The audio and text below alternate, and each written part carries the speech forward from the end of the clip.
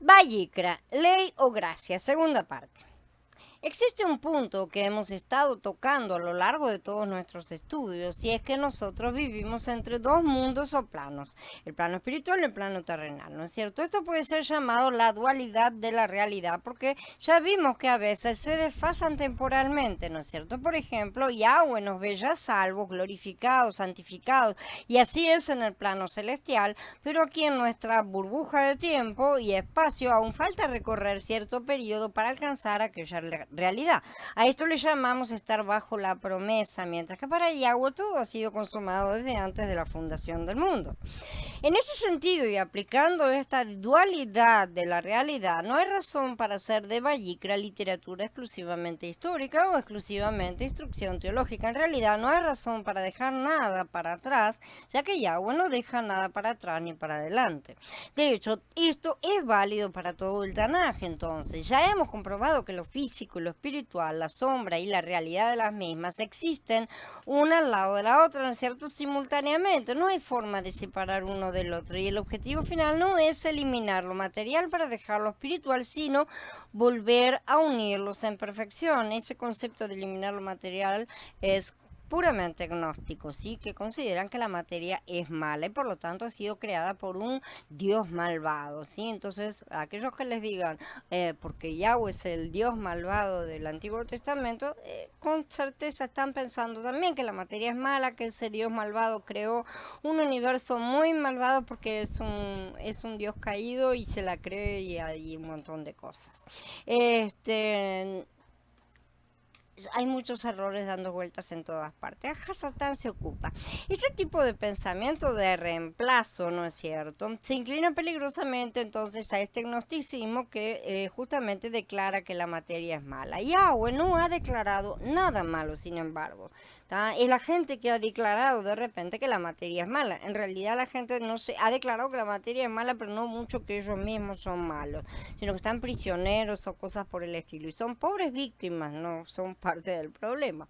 La materia también será recuperada y restaurada, liberada y hecho todo nuevo, como está escrito también.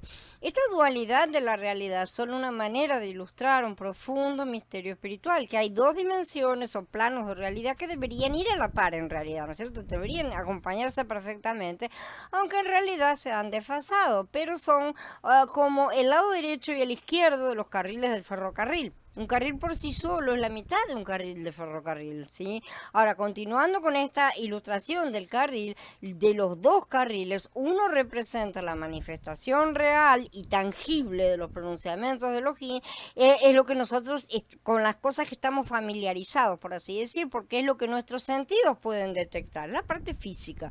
Esta es la ley externa, las sombras de una realidad muy superior, porque las sombras siempre son una forma sin detalles, ¿no es cierto? Como nuestra forma, como nuestras sombras nos representan a nosotros, se mueven con nosotros, pero no contienen nuestros detalles.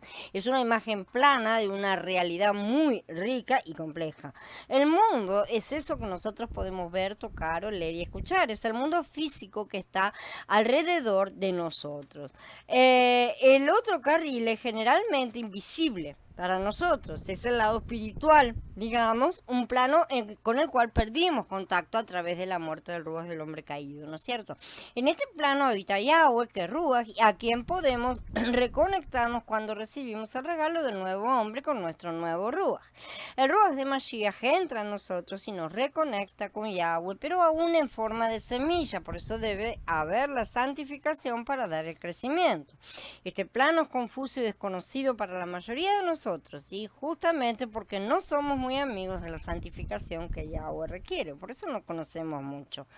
Los dos carriles corren paralelamente, el lado físico siendo un complemento para el lado espiritual, o al menos así debería ser. Claro, hablamos de las cosas perfectas, sí, aunque debido a la caída existe ese desfasaje, no solo de conexión, sino también temporal entre ambos, que será resuelto al final del milenio. Nosotros discutimos a profundidad la última mitad de Shemot, donde el tabernáculo es un ejemplo del contacto y la representación fractal de este principio de la dualidad de la realidad en operación. El tabernáculo del desierto era la réplica física terrenal del tabernáculo celestial espiritual de Elohim, que le dijo a Moshe: hazlo como el modelo que viste allá arriba del monte, ¿no es cierto? Los dos existen simultáneamente y los dos son completamente reales. Pero para los humanos uno puede ser visto y el otro no se ve. Lo que a nosotros nos resulta tan difícil de lidiar es que la realidad espiritual invisible excede cualquier posible comprensión en lo físico realmente. Lo espiritual no tiene limitaciones, lo físico tiene limitaciones. Así que lo que sea que fuese manifestado físicamente es automáticamente inferior a la contraparte espiritual. Por favor, tómese nota que yo dije inferior y que no dije malo, nulo, sin valor, una porquería, para nada, ¿sí? Lo que nosotros también encontramos como un principio bíblico general es que los pronunciamientos de Elohim, sus leyes, sus mandatos, su sistema, no llegan a ser obsoletos o terminan, pero sí se transforman. Es lo que sucedió con Mashiach, pero la gente no termina de darse cuenta. Entonces lo que quiere hacer es tirar a la basura la sombra. Imagínense un hombre sin sombra. Transformar quiere decir que la naturaleza de la estructura subyacente permanece. O sea, no hay una cosa, hoy tenía acá una semilla de mango plantada en la maceta y mañana me salió un elefante. No tiene nada que ver, evidentemente. La esencia del mango va a salir una planta de mango, no va a salir cualquier otra cosa. Esa es la cuestión. En ocasiones esta transformación toma lugar a través de la sustitución. Y es esta transformación y sustitución la que más nos interesa en estos estudios, porque el sistema de sacrificios ordenado por Elohim está vivo para todo propósito y meta hoy en día. Simplemente ha sido transformado. Permítanme explicarlo mejor. Físicamente hablando, el sistema de sacrificio levítico, el cual implica el matar algunos animales específicos y especificados por el propio Yahweh, ya no es practicado físicamente. Aún así, el paralelo espiritual de ese sistema de sacrificios continúa existiendo, porque ese sistema de sacrificios era sombra de una cosa que tenía que venir. El aspecto físico no llegó a ser obsoleto, porque el aspecto físico y el derramamiento de la sangre aún eran necesarios para la expiación del pecado. Si decimos que no eran necesarios, entonces lo que Yahshua hizo no fue necesario. Sin embargo, sí tuvo una manifestación física, real y concreta en Yahshua. Fue físico, él tomó un cuerpo humano físico y derramó sangre física, ¿sí? Pero el sistema de sacrificio sí experimentó una transformación al hacer a Yahshua el sacrificio perfecto y permanente para la expiación de pecados que anteriormente y temporalmente fue alcanzado al matar a los animales prescritos, esos animales que servían por lo menos hasta que llegara Mashiach. Desde ese mismo aspecto físico, el cual por naturaleza está sujeto a las restricciones del tiempo y del espacio, obviamente, de la vida de cada uno, nosotros también podemos decir que la muerte expiatoria de Mashiach ya ha ocurrido. O sea, está en el pasado, ¿no es cierto? Casi 2000 años atrás, ¿sí? Sin embargo, desde el punto de vista espiritual, el cual no está restringido por el espacio y tiempo que nos maneja a nosotros, el sacrificio de Mashiach no tiene principio ni fin. Por eso el Padre lo ve desde antes de la fundación del mundo. Nosotros realmente no dependemos de algo que está viejo o que está en el pasado. Si en la esfera espiritual su muerte es continua y es presente, la razón para su propósito no ha terminado. Todavía es necesaria para toda alma que desea tener paz con Elohim y vivir eternamente en su luz. Digo esto porque quiero que entendamos que Vayikra es tan pertinente para nosotros hoy en día como lo fue a los israelitas que fueron removidos de la esclavitud de Egipto un año antes, ¿no es cierto?, en el libro de Shemot, que los principios que Elohim está introduciendo en Vayikra son idénticos a los que Mashiach manifestó. Estas son las bases y cuando Mashiach vino, la mayoría de los que lo siguieron entendieron de lo que estaba hablando, ¿sí? Espiritualmente hablando, todavía continúa manifestando estas cosas. Él no vino a hacer un dibujito en la tierra y después lo pateó y trajo un cuadro nuevo. No. Él trajo un modelito simple para los nenes chiquitos y después trajo la realidad de eso para que los nenes ya un poco más crecidos lo comprendieran. Pena que los nenes siguen pateando todo. Aun cuando el primer libro de la Torá, que es Bereshit, no es cierto, es el libro de los principios, y Devarim, que es el quinto y el último, es un sermón expandiendo la ley. Estos dos libros actúan como una especie de sujetalibros de la Torá, ¿no es cierto? En los dos extremos. Lo sujetan a los tres libros que están en el medio, Shemot, Vayikra y Bamidbar. La belleza al estudiar la Torá y el Tanaj, ¿no es cierto? En general, es que generalmente hablando es secuencial. O sea, es seguido por una cronología y se lee como una novela, ¿no es cierto? Tiene toda una continuidad, todo, una historia que tiene un comienzo, un medio y un final. A diferencia del Berihayá, el cual, aparte de las 4 Besorot, es primordialmente una colección de cartas, sabemos, las epístolas, de las cuales cada una se mantiene por sí sola, porque cada una fue escrita a un grupo determinado de personas, en circunstancias determinadas, lugares, toda una serie de cosas. Entonces, originalmente esas cartas eran de Shaul, de Kefá, de Jacob y otros, buscaban tratar con asuntos específicos que se presentaban en localidades de congregaciones específicas en los tiempos antiguos, ¿no es cierto?, en los días de la cristiandad, antes de que fuese dominada por los gentiles y su paganismo. Estamos hablando de la salida inmediata, ¿no es cierto? Por el contrario, Shemot, Vayikra y Bamidbar, todos van a la par y trabajan juntos. A pesar de que nosotros los veamos como 3 libros, ya estamos dándonos cuenta cómo que las 3 cosas avanzan juntas. Todavía no llegamos a Bamidbar, pero ya vemos cómo se acompañan Shemot y Vayikra. Pueden ser 3 rollos realmente, pero funcionan mejor como capítulos de un mismo libro, ¿sí? Porque tienen todo que ver. Tratan asuntos levemente diferentes, pero relativos siempre a lo mismo. Si estos 3 libros no tuvieran marcadores de límites diciéndonos dónde termina un libro y dónde empieza el otro, nosotros probablemente tendríamos un mejor sentido general de todo su significado. Nos daríamos cuenta que no hay que separar las cosas, y lo mismo que ya hemos visto, ¿no es cierto?, acerca de que muchas veces es errónea la división que se ha realizado en capítulos y a veces hasta en versículos, ¿no es cierto? Pero debido a que sí tienen marcadores de límite en el sentido de títulos y capítulos y que los hemos heredado y que son útiles realmente para nuestro estudio, entonces tenemos la tendencia a pensar en Shemot, Vayikra, Bamidbar como una serie de libros y que son separados. Como cualquier serie de libros, cada libro tiene su propio comienzo y fin. Parece como que, bueno, acá empezaron y terminaron esto, acá empezaron y terminaron lo otro, pero no es así. En realidad tiene un hilo que los une a todos en el ámbito espiritual de todas las cosas. El Ruach del Padre, el Ruach del Hijo, está uniendo todas esas cosas justamente, a pesar de que haya un pasaje cronológico de tiempo, ¿sí? Entonces, Vayikra, siendo el libro del medio de la serie, digamos, requiere que nosotros lo unamos con todos los otros que vinieron antes, evidentemente, como venimos haciendo, y con los que van a venir después, Bamidbar y Devarim. Por lo que Vayikra es el libro entonces que está en el medio de la Torá entera. Y como tal es el corazón realmente de la Torá, es la barra del centro de la menorá, digamos que ocupa ese espacio. Completamente a diferencia de los otros 4 libros, el lugar donde donde está Vayikra está limitado a un único lugar, ¿no es cierto? Es la montaña santa, o sea, el monte Sinai, y ahí es donde se centra, ¿sí? También llamado monte Joreb, cosas que estudiamos. Y Vayikra nos responde la pregunta más básica que cualquier creyente se ha preguntado, una pregunta muy bien planteada por el profeta Mijaía, sí, en el capítulo 6, ¿con qué me acercaré a Yahweh y rendiré homenaje a Elohim en las alturas?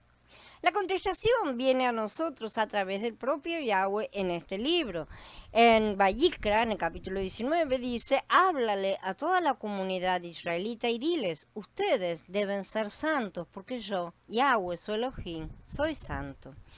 Al igual que Vayikra es central en la Torá, la santidad es central en Vayikra, ¿sí? Y si nosotros tenemos que acercarnos a Elohim con santidad, ¿cómo se supone que logremos esa santidad?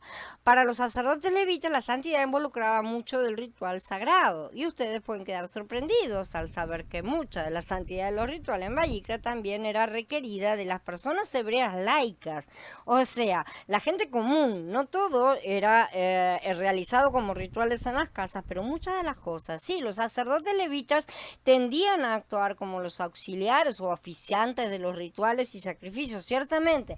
Pero más tarde ellos también fueron los instructores de las personas en lo que respecta a instruirlos en qué es lo puro, qué es lo impuro, los rituales, los sacrificios, cómo hacer las cosas y todo lo demás.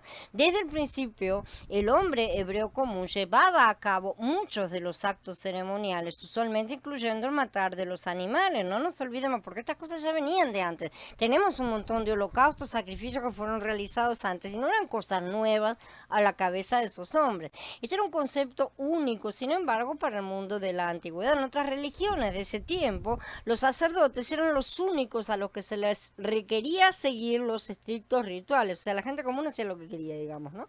¿Qué es lo que pretenden hacer ahora? Porque esa es la idea pagana que ha sido transmitida y ha contagiado todo. Eran exclusivamente esos sacerdotes a los que ellos se acercaban, los que estaban sujetos a las leyes dietéticas, tabú sexuales, lo que fuera, ¿no es cierto?, que los restringía y los limitaba y los hacía, los ponía en contacto con los dioses o cosa por el estilo. Pero para Israel, cada hombre jugaba un pequeño papel de sacerdote. Cada hombre participaba en formas prescritas y lo hemos visto que inclusive participaban a veces de los propios rituales. Todos los hombres tenían restricciones en su dieta, sexualidad, pureza, etcétera. No era una cosa que fuera para los sacerdotes, no era para la élite sacerdotal. El pueblo me será santo. Todas las leyes serán para todos. Nosotros vamos a ver estos requisitos para el hebreo común enumerados en Vayikra y vienen próximamente y son realmente una cosa maravillosa. Por lo que siglos antes de que Mashiach dijera a Yahanan que cada miembro de su congregación, sus seguidores, cada discípulo de Yahshua era un sacerdote, como vemos en Gigalú, ¿no es cierto? Ya vemos que dio a Moshe las responsabilidades del sacerdocio que por la rebeldía del pueblo, en el caso del becerro de oro, pasaron a los primogénitos de las tribus a la exclusiva providencia de la clase sacerdotal, como es representada por la única tribu de Leví, como sabemos, para volver finalmente a la clase común que incluye hombres y mujeres por igual, desde que confiaran en Yahshua como su Mashiach, pero ahora como miembros de un nuevo servicio sacerdotal, el sacerdocio según el orden de Melquisedec. Este sistema complejo de rituales que Elohim introdujo en Vayikra no era de ninguna manera extraño para los israelitas. Definitivamente algunos de los detalles de los principios y rituales mandados por Yahweh no habían sido jamás conocidos por ninguna otra sociedad. El principal principio desconocido hasta ese momento era la prohibición en contra del uso de imágenes de Elohim. Todos los otros dioses les encantaba que les hicieran imágenes, ¿no? Pero sacrificios de animales, festivales religiosos en base a la agricultura, ofrendas de sacrificio a dioses, ¿no es cierto?, habían sido procedimientos estándar en todas las civilizaciones. Eran cosas que la gente conocía, no le llamaba la atención, a pesar de que supiera que cada sistema religioso requería sus propios rituales, ¿no es cierto? Pero la mayoría ya conocía todas estas cosas antes de que Israel llegara a existir. Este establecimiento de una clase sacerdotal separada, aparte, también era bastante típico. Los tenían las otras civilizaciones también. Esto no hubiese sido nada que Israel hubiera encontrado raro. Para nada. Nosotros no debemos sorprendernos o alarmarnos de este hecho histórico para que venga alguno y nos diga se copiaron todo, ¿no es cierto? Que sacrificios de animales para un Elohim fuera noticia vieja. Eso no tiene que alarmarnos. Después del arca de Noah llegar a la tierra, el que fue escogido para repoblar la tierra realizó numerosos holocaustos de animales limpios, como ya estudiamos. El principio divino de sacrificio de animal había sido establecido aún antes de Noah, ¿sí? Y fue el centro de la controversia que llevó a la muerte de Hebel, sabemos, a mano de su hermano Caín, cuando Elohim hizo claro que él encontró la ofrenda animal de Hebel aceptable, pero la ofrenda vegetal de Caín inaceptable. Vamos a ver un poco más acerca de este asunto.